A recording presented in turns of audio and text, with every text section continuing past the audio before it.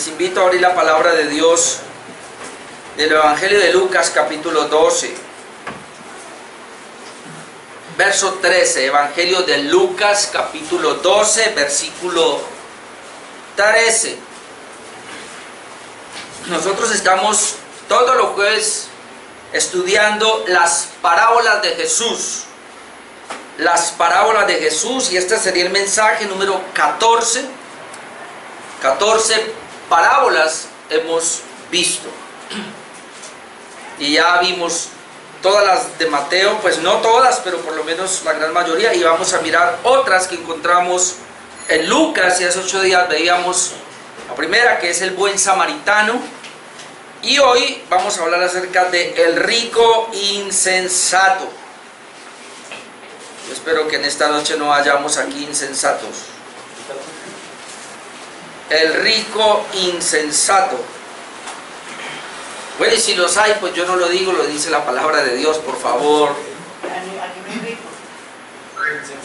Vamos a ver. Ya quisiera ser rico, pero no insensato. Lucas 12, 3. Es que así sea pobre, pero es insensato según la palabra. Vamos a mirar. Lucas 12, versículo 13, dice así. Le dijo uno de la multitud: Maestro, di a mi hermano que parta conmigo la herencia.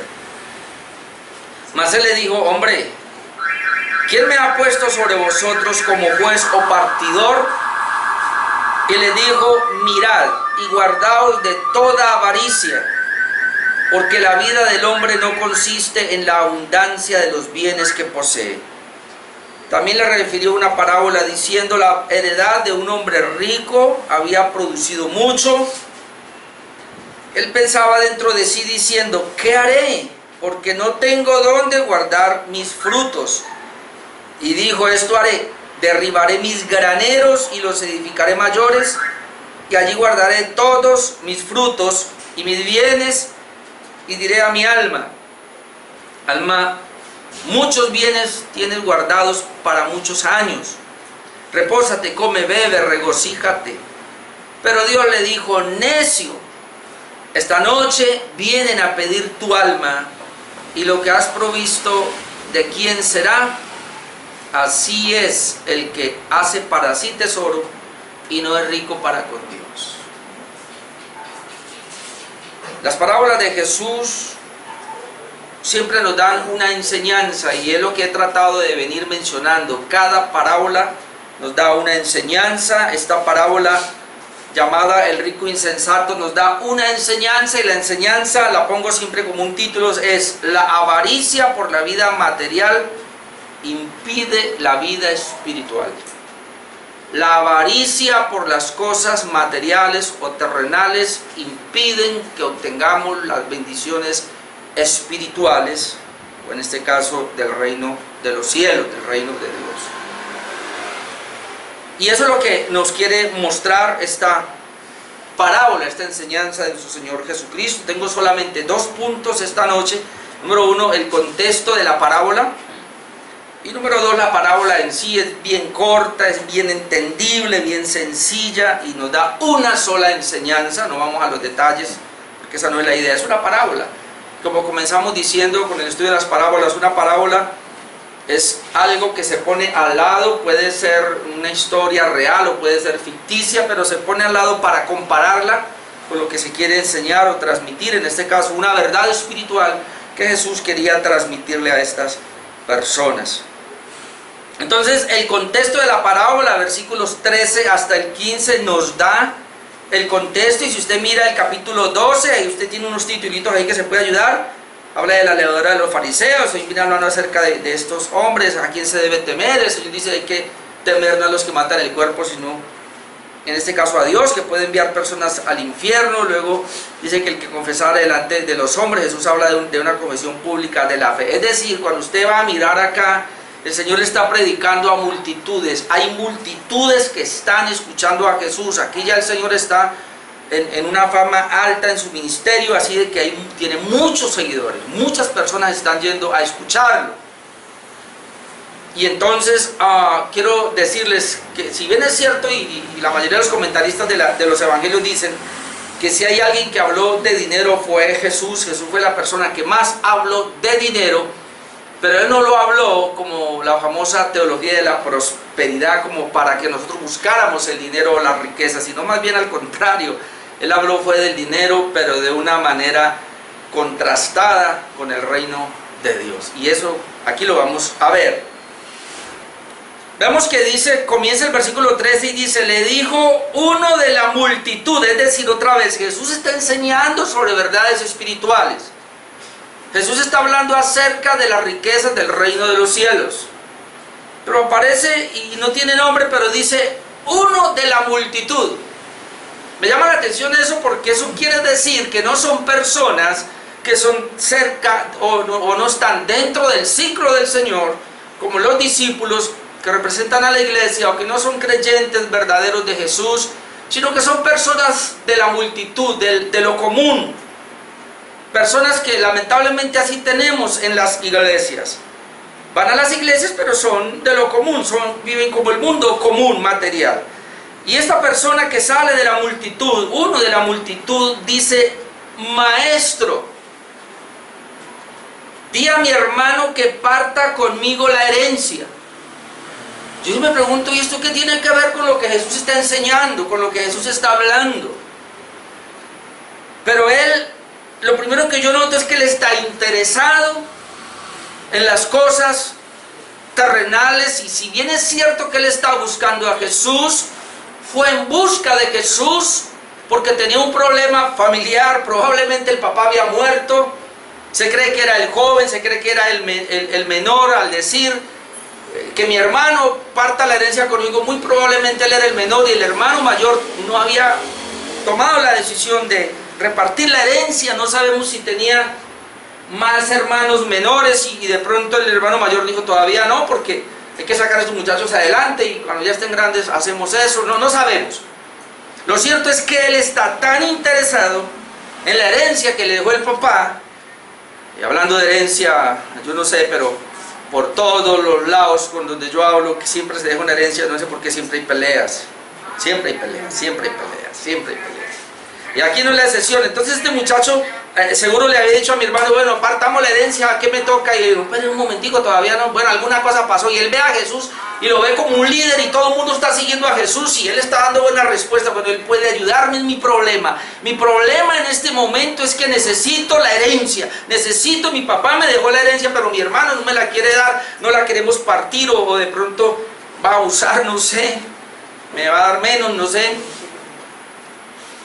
Señor, dile a mi hermano que parta la herencia conmigo. Yo voy a entrar de una vez para decirle algo, hermanos. Cuando las personas no entienden, no comprenden para qué es, cuál es la razón de Dios, cuál es la razón del Evangelio, cuál es la razón de Jesucristo, cuál fue la misión de Jesús, es decir, por qué existe una iglesia, por qué nos llaman a venir a la iglesia, por qué tenemos que leer la Biblia, por qué el Evangelio, por qué buscar a Dios. Si las personas creen, no tienen claro cuál es el propósito de la iglesia, el propósito del Señor, van a ser igual que van a buscar a Dios para que Él les resuelva sus problemas terrenales, materiales. Y de eso estamos llenos. Las iglesias de hoy día lamentablemente cambiaron el mensaje de Dios. Cambiaron el Evangelio por las cosas materiales. ¿Por qué? Porque las personas son como este personaje. Buscan a Jesús para que venga a resolverle los problemas y hasta la saciedad. Yo les he dicho que el error más grande que yo cometí tiempo atrás, cuando iba a evangelizar, cuando venían personas a la iglesia, el error más grande fue decirles, usted viene aquí con un problema matrimonial, su matrimonio está a pedazos, Dios se lo resuelve. Sus hijos están mal, Dios se los resuelve. Su economía está grave, Dios se lo resuelve. Usted tiene una enfermedad, Dios se lo resuelve. Y todos nos volvimos materialistas y comenzamos a usar el Evangelio, la iglesia y a Dios a que nos resuelvan los problemas materiales. Y ese no es el Evangelio. Hermano, Dios envió a su Hijo amado, a su único Hijo. Lo envió a esta tierra, se encarnó siendo el mismo Dios, sufrió humillación, laceración y muerte en aquella cruz para salvar a las personas del infierno, para salvar al hombre del pecado que le llevaba una enemistad con Dios. El evangelio, la buena noticia, es salvar personas que van rumbo al infierno, rescatar hombres y mujeres que eventualmente pueden ir al cielo, pueden ser salvas. Ese es el evangelio. No es resolver problemas materiales. Sonaré muy duro en esto, pero ese no es el evangelio. Pero como hay personas como este hombre de la multitud que le preguntan al Señor y le dicen: Señor, resuelve mi problema, entonces los pastores cambiaron el evangelio para resolver problemas, porque haciéndolo así iban a tener más personas. Entonces ahora se hacen cultos de 2 horas, los ponen a saltar y a danzar 1 hora. Luego viene él y les enseña un mensaje de 20 minutos, 25 minutos y para ponerse, entre comillas, a ministrar. Es decir, venga adelante, le impongo las manos, le doy la unción y el Señor le va a dar la capacidad para que resuelva tus problemas y quede la integridad y la santidad y de la relación con Dios. El evangelio de hoy día es un evangelio materialista, lamentablemente. Pudiera quedarme ahí, pero tengo que seguir. Le dijo uno de la multitud: Maestro. Este es apenas el contexto en que se da la parábola, porque entendiendo esto entenderemos la parábola. Di a mi hermano que parta conmigo la herencia. Ahora era normal que estas personas veían a un sacerdote y como los sacerdotes se conocían el Antiguo Testamento, las leyes que Dios le dio a través de Moisés. Ellos podían, y habían leyes precisamente para las personas que quedaban huérfanos y la manera de repartir la herencia. No voy a entrar ahí en detalle, pero ellos de alguna manera asesoraban, y como ellos lo hacían así, vieron que Jesús podía hacerlo. Ahora me llama la atención lo que Jesús le responde, porque alguno va a pensar: pero ¿cómo así? ¿Usted no está interesado en mí? Claro, yo estoy interesado en usted y por eso le comparto el evangelio. No, deme 7 pasos para prosperar. No, 5 pasos para ser sano. Deme, pastor, 10 pasos como yo educo a mi hijo. 8 pasos para tener un hogar feliz. ¿Y qué? ¿Y qué si su corazón está lejos y está malo? ¿Y qué si usted tiene el problema más grande, que es el pecado, y usted es enemigo de Dios? Dígame, ¿para qué le sirven los principios? ¿Quiere principios para prosperar, para que le vaya bien, hermano? Los psicólogos tienen todo eso. Anda donde los psicólogos, que ellos sí le dicen. Los motivadores de hoy día le dicen cómo resolver los problemas aquí abajo, pero ningún motivador le va a decir cómo resolver el problema mayor, que es tener enemistad con Dios por el pecado. Eso lo dice el evangelio. Jesucristo fue muy duro tal vez para algunos. Verso 14: mas él dijo: hombre, ¿quién me ha puesto sobre vosotros como juez o partidor? Los jueces ayudan. Yo no soy un juez. Esa no es mi misión. Yo no soy un partidor. Yo no he venido a partir herencia ni a decirle: ¿quién me puso a mí? Miren lo que le dice: ¿quién? ¿Usted acaso no sabe? Ay, sí, ¿quién soy yo? Usted no conoce por lo menos la misión, no ha leído el antiguo pacto, que desde Génesis 3:15 el Padre comenzó a hablar de la promesa de enviar un Mesías, y que por todo el Antiguo Testamento se habla de la promesa de que el Mesías iba a venir, y no se está dando cuenta que el Mesías ya está. Decía Jesús: soy yo, y que vengo a salvar a Israel del pecado, y usted ahora me viene a hablar de un problema que lo puede resolver cualquiera por ahí. ¿Quién, dígame, quién me puso a mí? Dice Jesús, como juez o partidor. No conocía la misión de Jesús.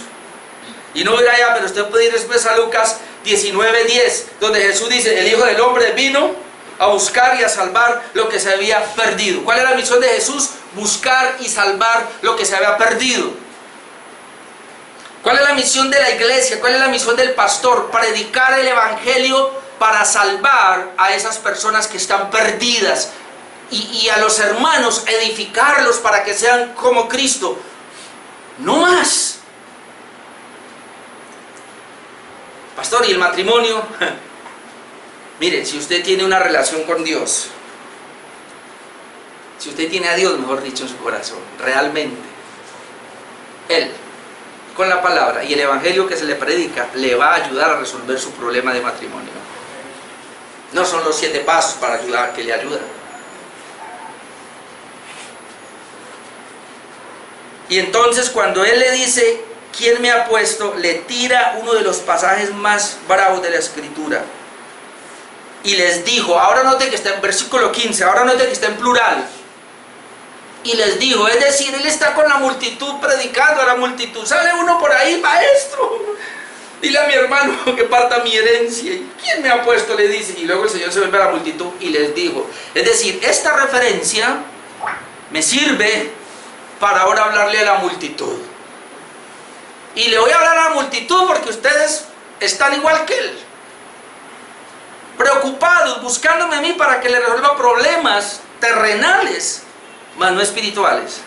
Entonces, verso 15, y les dijo, es decir, a todos, no le dijo a Él, le dice a todos, mirad y guardaos de toda avaricia, porque la vida del hombre no consiste en la abundancia de los bienes que posee.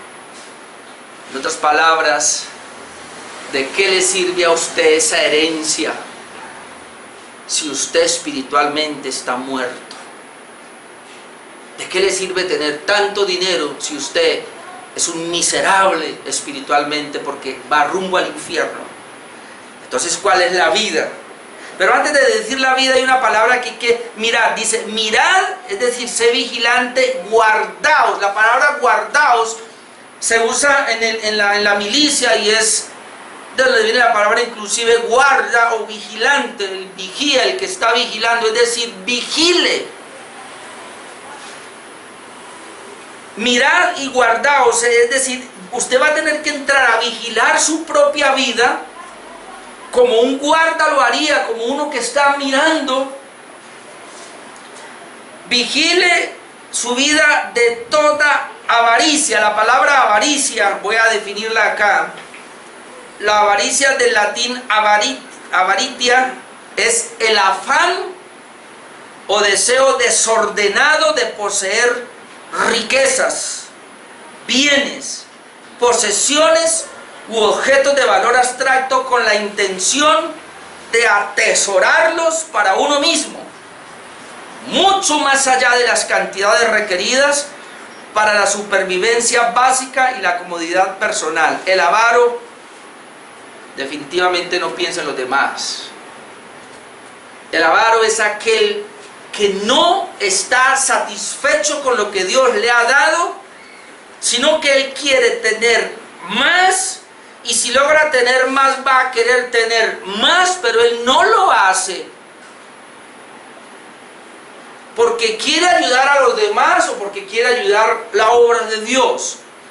Él lo hace porque quiere acumular y es tan avaricioso que ni gasta en él, porque le interesa es tener, acumular, y si va a gastar algo, no, pierdo acá. Y espera, bien codo. No, aquí no hay ninguno, menos mal, gloria a Dios.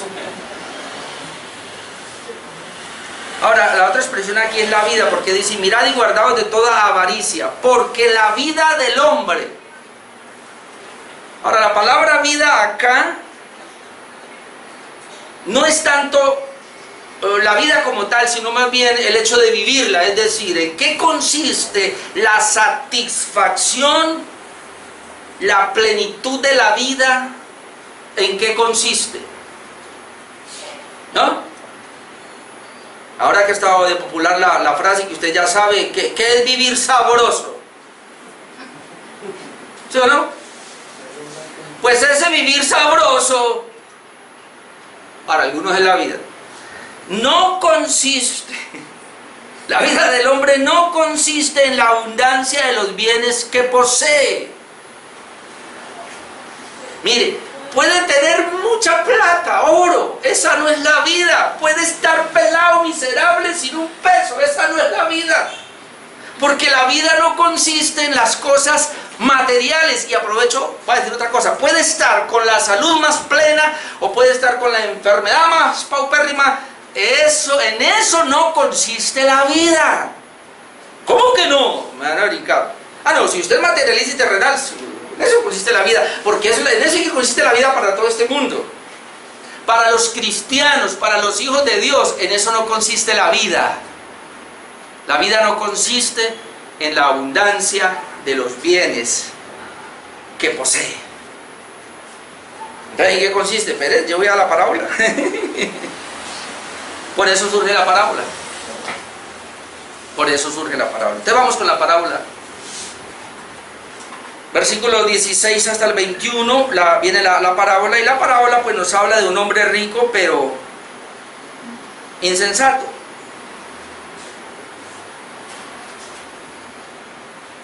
Y de antemano quiero entrar a decir acá que Dios para nada condena las riquezas. Dios no condena las riquezas. Dios condena es el amor, como lo vamos a ver ahora, y la confianza en las riquezas. Y agárrese fuerte porque, hermano, nos vamos a dar cuenta si yo confío en las riquezas o en Dios. Nos vamos a dar cuenta si mi amor está por las riquezas o mi amor está por Dios. Y eso es lo que busca esta parábola.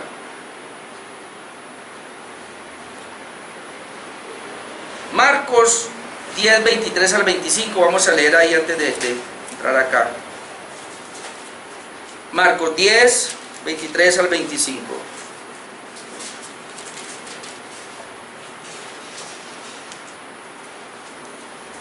Y ahí tenemos el caso del joven rico, pero que quise mirar en Marcos para que miráramos algo allá. Dice: entonces Jesús mirándole, es decir, cuando el joven rico le dice: ¿qué haré para heredar la vida eterna? El Señor le dice: bueno, ¿qué crees? ¿Los mandamientos sabes? Sí, bueno. ¿Qué más me falta? Vende todo lo que tiene. Eres rico, no, vende todo lo que tiene y dalo a los pobres. Porque el Señor le dijo eso. Mire, en la Biblia el Señor no andaba diciendo eso. Lo hizo con una persona porque el Señor conocía su corazón y sabía que Él no iba a hacer eso. Entonces, cuando pasa eso, el Señor ahora, versículo 23, entonces Jesús mirando alrededor, dijo a sus discípulos: cuán difícilmente entrará en el reino de Dios los que tienen riquezas. Note lo que dice: cuán difícilmente entrarán en el reino de Dios los que tienen riquezas. Los discípulos se asombraron de sus palabras, pero Jesús respondiendo volvió a decir, es decir, vuelve y les dice ahora para aclarar el asunto: cuán difícil les es entrar en el reino de Dios a los que confían en las riquezas. No los que tienen riquezas, sino los que confían en su riqueza. Y la palabra confiar ahí es parecido a confiar en Jesucristo. Los que entregan su vida a las riquezas, los que se rinden a las riquezas. Luego dice el 25: más fácil es pasar un camello por el ojo de una aguja que entrar un rico en el reino de Dios. Deje que muchachos se concentren. Concéntrense mirándome acá y verá que así entienden mejor, ¿vale? Más fácil es pasar un camello por el ojo de una aguja que entrar un rico en el reino de los cielos. Hay muchas interpretaciones ahí, pero yo creo esta, y es que en Jerusalén, por donde venían las descargas, los camellos, había una puerta pequeñita. Y el camello con la joroba, él no podía entrar, no podía pasar, y mucho menos cargado. Entonces dice, pues el Señor señala esa puerta pequeñita que pasaban, se agachaban para poder pasar. Más fácil es que pase un camello por ahí que un rico entre al reino de los cielos. Y le llamaban la puerta de la aguja. Bueno, hay otros que dicen que no, que es la aguja que nosotros tenemos. Bueno, peor, lo pone más difícil. Bueno, como sea, igual lo que está diciendo el Señor es un camello, pues ahí no entra, pues. Con menos con su joroba, ahí se queda atascado. Ok. Entonces aquí podemos ver que las riquezas no son malas, lo malo es confiar en las riquezas. Y otro punto que quiero, antes de mirar acá, hablar de que las riquezas no son malas, es que el problema, y ya lo dije, es el amor que se tiene por las riquezas o por el dinero. Y me ayuda 1 Timoteo 6, vamos a ir allá, porque es que este pasaje, y aquí vamos a ver unas cosas impresionantes. Siempre que yo lo estudio le encuentro algo. Esta tarde meditando en él más le encontré algo. Le voy a leer desde el versículo 3 porque es 1 Timoteo 6, 3. Ubíquelo por favor. Dice, si alguno enseña otra cosa, y entonces esa otra cosa no es el evangelio. Entonces vamos a tenerlo ahí, porque esto nos va a ayudar en todo el desarrollo. Note que habla de alguno, si alguno enseña otra cosa. Al enseñar otra cosa dice, y no se conforma a las sanas palabras de nuestro Señor Jesucristo y a la doctrina que es conforme a la piedad. Es decir, hay personas que van a enseñar otra cosa, pero no van a enseñar la palabra de Dios, el verdadero evangelio. Si alguno lo hace y no enseña el verdadero evangelio, entonces el versículo 4 responde, está envanecido, nada sabe y delira acerca de cuestiones y contiendas de palabras, de las cuales nacen envidias, pleitos, blasfemias, malas sospechas, disputas necias de hombres corruptos. ¿Quién enseña otras cosas que no es el evangelio verdadero? Hombres corruptos de entendimiento y privados de la verdad. ¿Quién enseña otra cosa que no es el evangelio? Hombres corruptos de entendimiento y privados de la verdad. Es decir, no conocen la verdad del evangelio. No la conocen, por eso enseñan otra cosa. ¿Y qué hacen ellos? Toman la piedad como fuente de ganancia. Ya. La famosa teología de la prosperidad. O aquellos pastores que como sea le sacan el dinero a las personas con falsas promesas.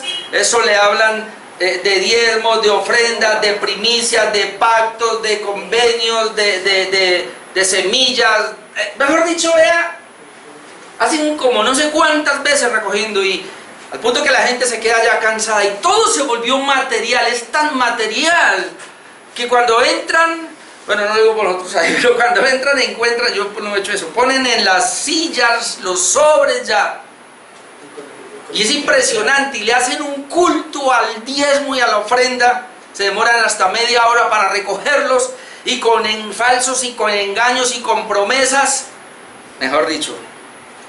Dice que toman la piedad. Tomar la piedad es tomar la vida espiritual como fuente de ganancia. Dice, apártate de los tales. Pero otra vez, tengo que corregir aquí algo que a veces la gente no lo entiende bien, porque es muy fácil, y yo sigo. Y mi hermano lo sabe, porque a veces cuando vamos al ciclismo, a mí me toca agacharme, porque obviamente pasan por ahí y van diciendo como esos pastores que engañan a las personas, y yo trago entero. Porque uno entra ahí. ¿Cuál es el problema aquí? Que siempre se ha visto a los pastores. Pero mire, si no hubiese un pueblo que les diera a la manipulación de ellos, no lo harían. No habría. Es decir, qué pena, pero los pastores se han enriquecido por la ignorancia del pueblo. ¿Y por qué la ignorancia del pueblo? Y ojo lo que voy a decir aquí, que esto es fuerte.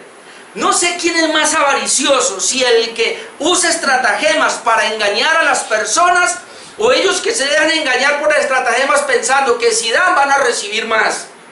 Ambos son avariciosos, ambos tienen un corazón que aman el dinero. Así que no me culpe, y hoy estoy haciendo una apología a estos falsos maestros de dinero. No me los culpe tanto a ellos, porque la misma iglesia, los que están allí, son también igualitos que ellos. Así que el avaricioso es el que pide engañando, pero el que da también para recibir creyéndole, ese también igual de avaricioso. Toman la piedad como fuente de ganancia. ¿Qué dice? Apártate de los tales. Pero note el 6, pero gran ganancia es la piedad acompañada de contentamiento. Gran ganancia es tener la vida espiritual acompañada de contentamiento. Y hay libros que han sacado los reformadores sobre el contentamiento. Hasta es precioso. Usted puede leer contentamiento. Es decir, hermano, no sé usted cómo llegó aquí. Puede ser que tenga en su bolsillo, en su cuenta, cantidad de dinero. Puede ser que no tenga un peso y no sabe qué hacer. La pregunta es, está contento, Feliz. tiene el gozo de la salvación. Porque recuerde, el gozo o la vida, estamos hablando para creyentes, no consiste en la abundancia de los bienes que posee. ¿Quién dijo, hermano, que porque usted no tiene plata, que porque la cuenta está vacía, que porque tiene deudas, usted va a andar entonces llevándose a todo el mundo y mal y no tiene vida? ¿Quién dijo que el dinero es la vida? Hay gente que le cambia. El Señor me ha venido corrigiendo a mí. Pero hay gente que le cambia el semblante cuando no tiene un peso y se lleva a todo el mundo por encima y mantiene de mal genio. ¡Ay! Le pega hasta el perro. Pero cuando tiene dinero, quisiera salir y gritarlo a todo el mundo y estoy lleno, mire, abundancia. Puedo ir donde sea, compro lo que quiero, gasto, voy, hágale. El problema es que lo haces para él. Gran ganancia es la piedad acompañada de contentamiento. Ahora note acá, porque esto como que no lo sabía, ahora le voy a mostrar un salmo, pero este que le habló a Jesús así, como que no lo sabía. Porque nada hemos traído a este mundo y sin duda nada podremos sacar. Oiga, si entendiéramos eso, si entendiéramos que el Señor nos envió peladitos, llegamos aquí en bola y en bola nos vamos. Y entonces todo lo que adquirimos y lo que poseemos acá se queda. Y entonces, ¿para qué Dios nos lo permite? Ahora vamos a llegar a ese punto. No lo permite para suplir las necesidades mientras yo voy a estar en este mundo. Las necesidades. Pero ¿cuáles son las necesidades que yo debo suplir con lo que Dios me da? ¿Cuáles son las necesidades? ¿Lo mío solamente? Le digo que hay tres necesidades. Míreme, hermano, hay tres necesidades que debemos suplir. Y ahora se me van a enojar. Míreme bien lo que voy a decir. Con cada peso que a usted le llegue, no importa de dónde sea, si se ganó una herencia, si se llegó un giro no sé de dónde, le llegó del extranjero, si fue el sueldo que le dieron, yo no sé qué pasó. Yo no estoy hablando de cosas ilícitas, ¿no?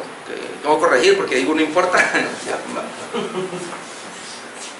El dinero que le llega a usted debe suplir a tres tipos de necesidades. Su casa, la casa de Dios y el prójimo. Si nosotros hiciéramos eso, seríamos buenos mayordomos. Pero si usted revisa ahora su cuenta, cayó en cuenta que suple es para usted. Y se le olvidó que esa no es la vida. Primero yo, segundo yo, tercero yo. Y la iglesia del Señor. Y los hermanos en necesidad.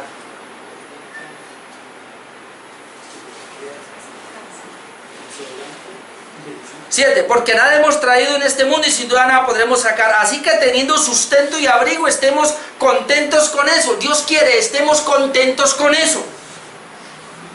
Aquí está el punto. Porque los que quieren enriquecerse, ¿qué pasa con ellos? Caen en tentación y lazo y en muchas codicias necias y dañosas que hunden a los hombres en destrucción y perdición. Porque raíz de todos los males es el amor al dinero, porque raíz de todos los males es el amor al dinero, el cual, codiciando a algunos, se extraviaron de la fe y fueron traspasados de muchos dolores. Mucha gente el evangelio o una iglesia bíblica sencillamente porque el pastor pidió una ofrenda o un diezmo. Usted sabe que el diezmo es una ofrenda. Hay gente que pelea el diezmo. El diezmo es una ofrenda. Cuando usted mire en el antiguo pacto, usted va a ver que el diezmo es una ofrenda y en un pacto inferior. Así que en el nuevo pacto, las personas no diezman, las personas dan una ofrenda que supera el diezmo. Hermano, dice amén. Así es. Así es. Le voy a decir algo que dijo el pastor, ¿qué fue? Sugel Michelin fue el que dijo. Las personas que están preocupadas que si en esa iglesia se diezma o no se diezma, y si me pide el diezmo yo pago, no, que no sé qué. Sencillamente preguntan eso porque son bien codos. Y a ellos no les interesa si ahí se recoge o no el diezmo, a ellos lo que les interesa es ir y que por favor no tengan que dar nada. Y yo le hago una pregunta: ¿usted puede ir a un restaurante y comer lo que quiere, salir satisfecho y no pagar? No se está cobrando, solamente es un ejemplo que estamos poniendo, porque alimento espiritual usted viene a recibir aquí, como para no dejar tan siquiera una ofrenda. Sigamos.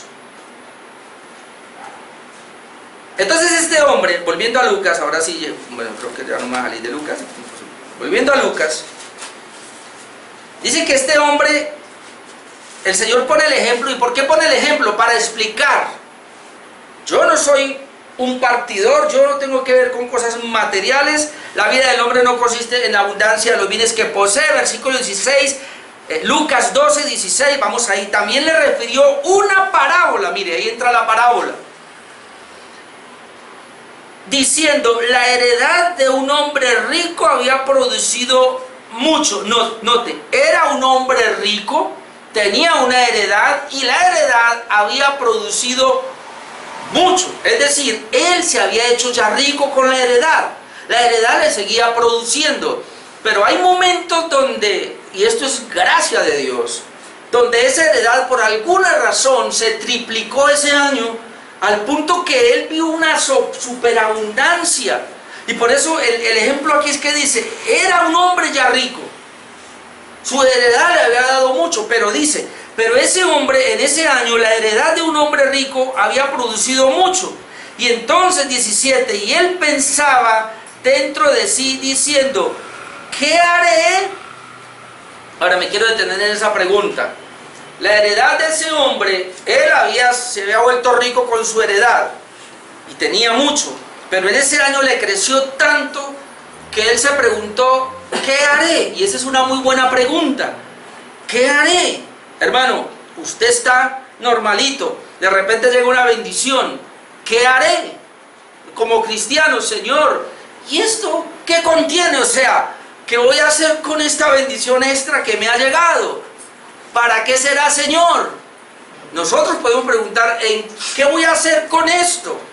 Y él hace una buena pregunta, pero mire lo que pasa. Pero él se preguntó a sí mismo: ¿qué haré? Dice: porque no tengo dónde guardar mis frutos. Es decir, él sí tenía dónde guardar sus frutos, los graneros.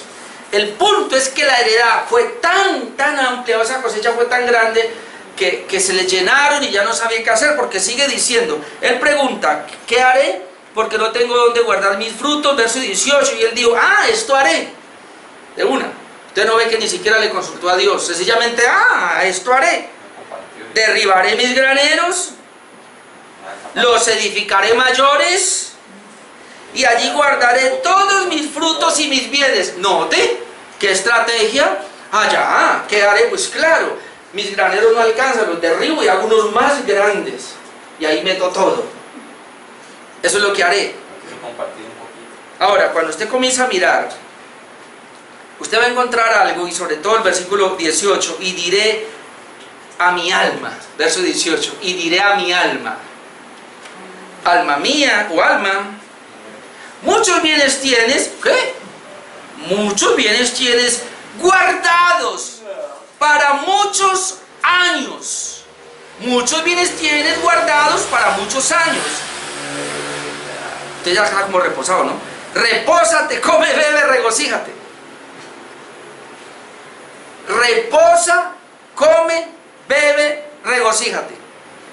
Ahora, no en esta versión aparece tanto, pero en otras versiones, creo que 8 veces habla de mi cosecha, mi granero, me regocijo, guardo para mí. O sea, todo esto es mío. Usted no ve por ninguna manera que este hombre tan siquiera conocía la Escritura. Él no llegó a entender lo que dice Romanos 11:36, de Dios y por Dios y para Dios son todas las cosas. No conocía el Salmo 24:1 que dice: de Dios es la tierra y su plenitud. No conocía la historia de Job, cuando el diablo le dice al Señor: pero es que Job te sirve porque lo has cercado y al trabajo de sus manos ha dado bendición. Él no sabía, como dijo David: Señor, todo es tuyo y de lo recibido de tu mano te doy. Él no pensaba que lo que él tenía, había un Dios que se lo había dado, porque así sea la persona más impía y más atea. Déjeme decirle que ellos existen por la gracia común de Dios, porque Dios es el que da la bendición material para todas las personas. Él hace salir su sol sobre buenos y malos, Él hace llover sobre justos e injustos. El Señor, al punto que Él ha dicho, le dice a sus discípulos: no se preocupen por lo que han de comer o de vestir, porque mi Padre le da de comer a un pajarito y lo viste. Aún la hierba del campo el Señor la mantiene así. Es decir, la vida natural la da Dios. Dios hizo el mundo y todo lo que hay, y Dios sostiene la creación. ¿Habrá una persona más insensata que no pueda entender que aún lo que tiene Dios se lo dio? El problema es que el hombre cree que Él fue el que lo hizo. Nosotros como cristianos hemos aprendido que la empresa que usted tiene, que el trabajo que usted tiene, que la familia que usted tiene, la capacidad que usted tiene, la educación que usted tiene, los hijos que usted tiene, el dinero que usted tiene y todo lo que tiene, se lo dio Dios. Usted no hizo nada. Yo lo conseguí. Es que ese es el problema. Cuando usted dice yo lo conseguí, usted se vuelve codo y aprieta la mano. No suelta. Pero cuando uno sabe que Dios me lo dio, por pura gracia lo recibí, Señor, cumplimos las 3 cosas que le dije. Señor, me diste esto, ¿qué hago? Voy a orar para que Dios me guíe en esta superabundancia. Yo sé que hay que hacer 3 cosas. Yo sé que hay que hacer 3 cosas. Número 1, Señor, cosas que necesito, mi esposa, mi familia, ¿qué necesita? Señor, la iglesia, ¿qué necesita? El pastor lo veo como que le falta una corbata. Bueno, no hablemos del pastor mejor entonces. Yo veo que como que le falta un micrófono. Las sillas como que ya no hay. Se están acabando. Hombre, me llegó una aquí como que, ¿qué necesito? O algunos hermanos, pastor, ¿cuánto es que gasta usted para ir a Tuluá cada domingo? Vaya usted hoy. A nombre mío. Bueno, en nombre de Dios, pero una bendición que yo le doy. Pastor, en la iglesia hay un hermano, una familia que está necesitada. Hermano, ¿por qué? Quiero llevarles un mercadito. Sí, claro, yo lo acompaño, vamos.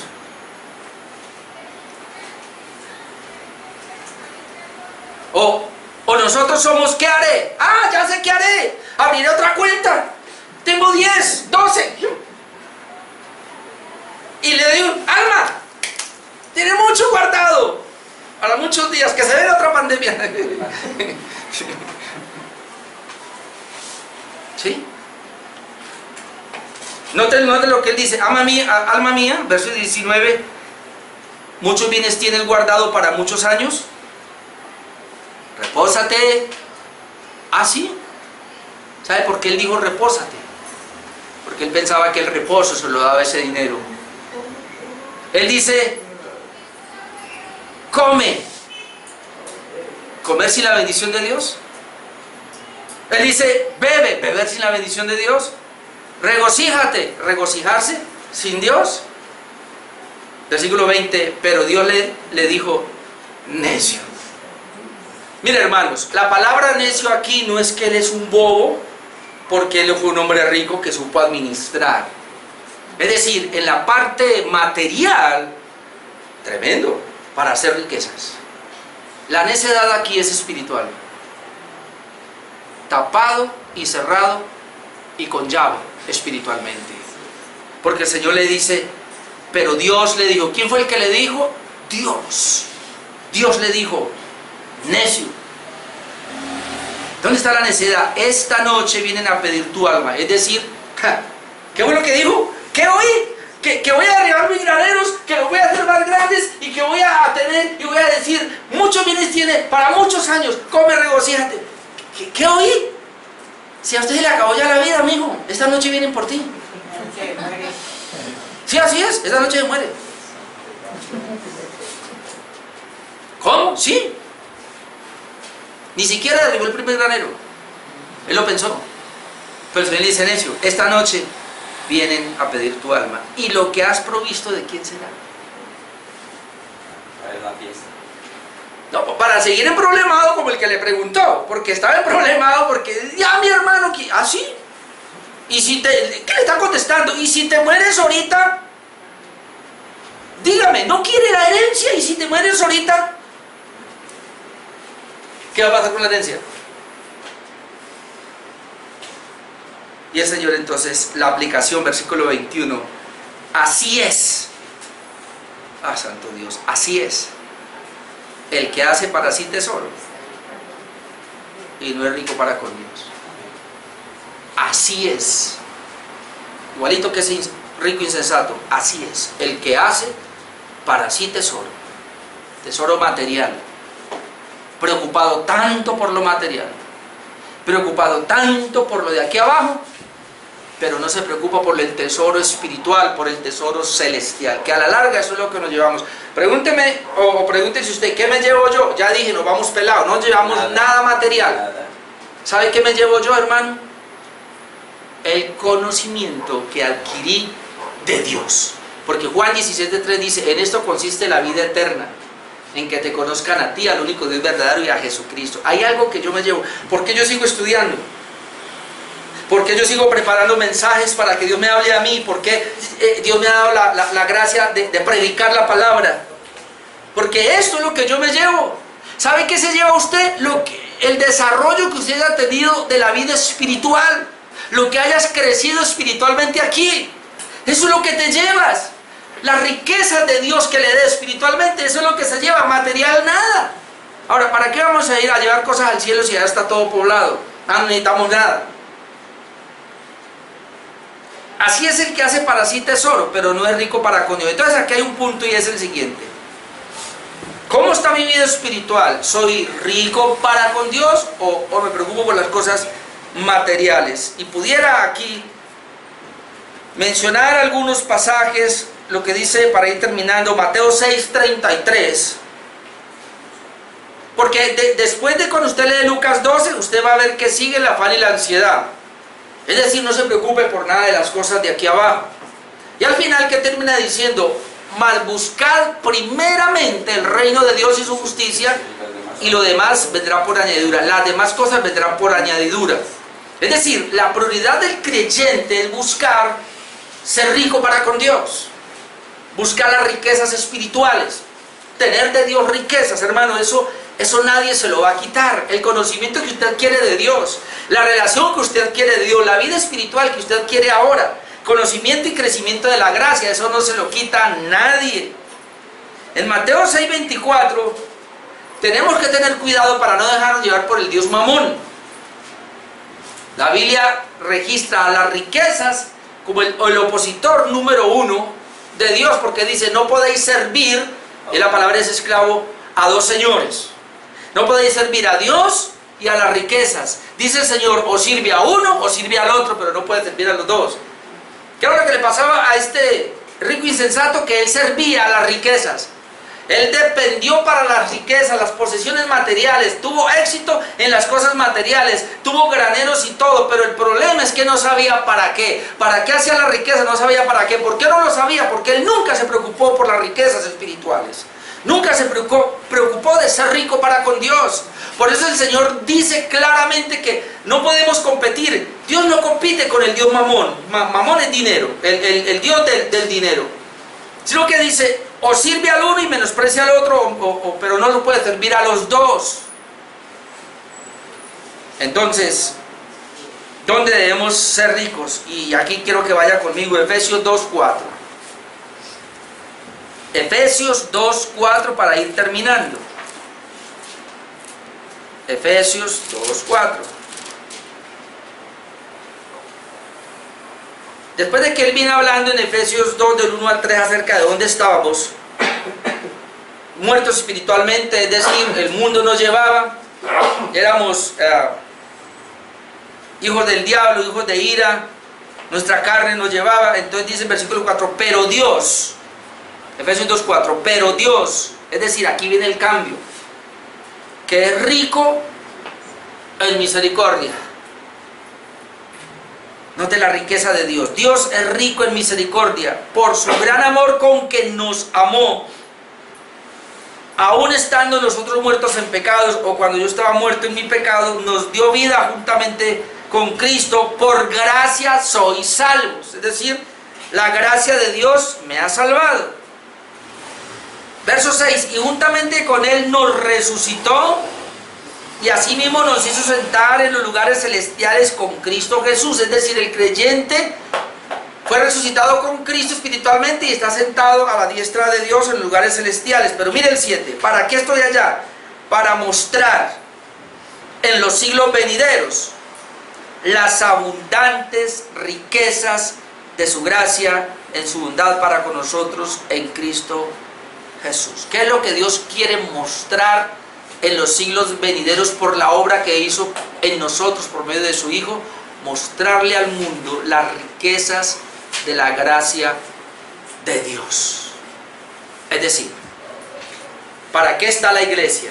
Para Dios mostrar las riquezas de la gracia de Dios, no riquezas materiales, sino riquezas de la gracia de Dios. Por eso Pedro dice que debemos crecer en el conocimiento del Señor y en la gracia de Él. Porque lo que sirve y vale para nosotros es crecer en la gracia de Dios. Hay más crecimientos en la gloria de Dios, dice también, en su sabiduría. Esas son riquezas de gracia, riquezas de gloria, riquezas de sabiduría. En otras palabras, ser ricos espiritualmente. Eso es lo que el Señor dice. Esa es la vida espiritual.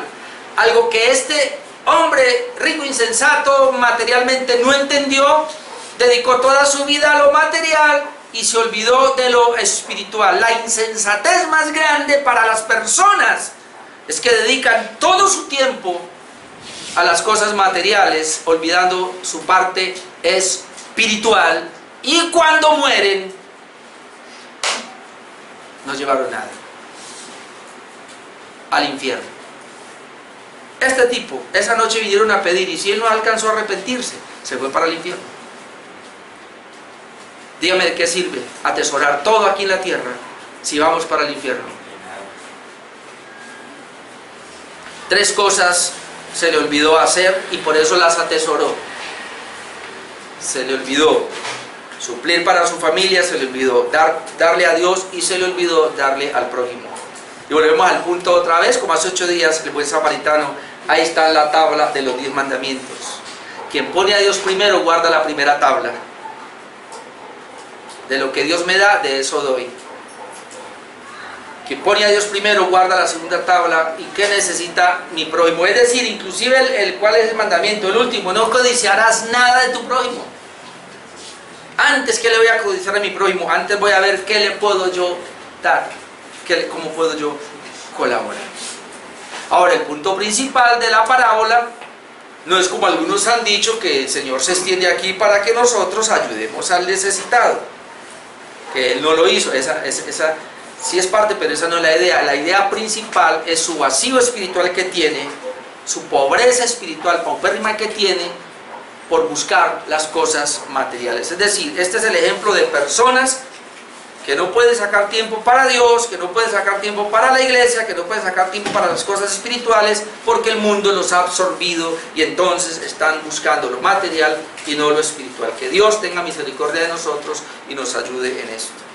Vamos a estar en pie y vamos a orar, hermanos.